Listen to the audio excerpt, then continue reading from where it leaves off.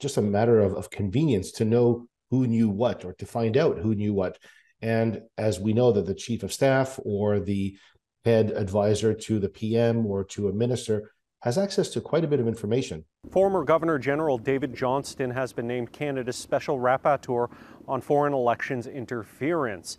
But MPs at the committee looking into the issue still want to know what the Prime Minister's chief of staff knew about it and when.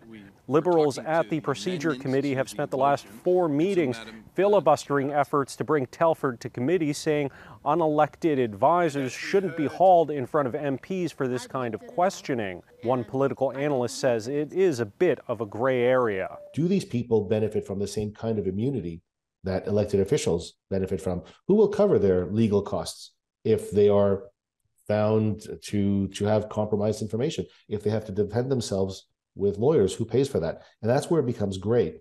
One question is if Katie Telford knew or received any briefs that CISA saw money going from the Chinese consulate in Toronto to an electoral interference network that included at least 11 candidates in the 2019 election. Justin Trudeau has said he never heard about any money going to candidates, but a Global News report earlier this month says at least one special report did go to the Prime Minister's office in January 2022 saying exactly that.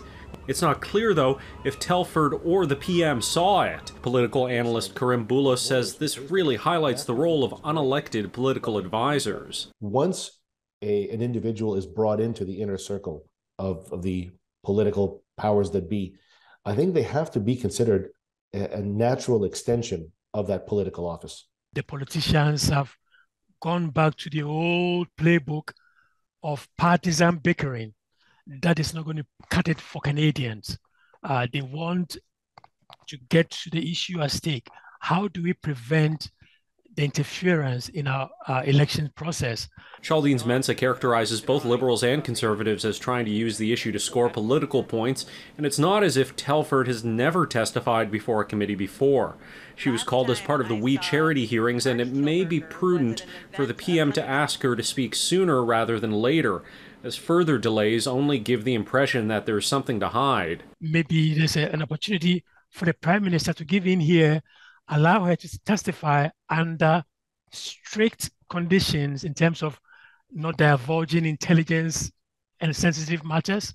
There could be room for maneuver. Mensah also notes that if the special rapporteur recommends a public inquiry, that could be another place where Telford could be asked to speak about what she knew and when.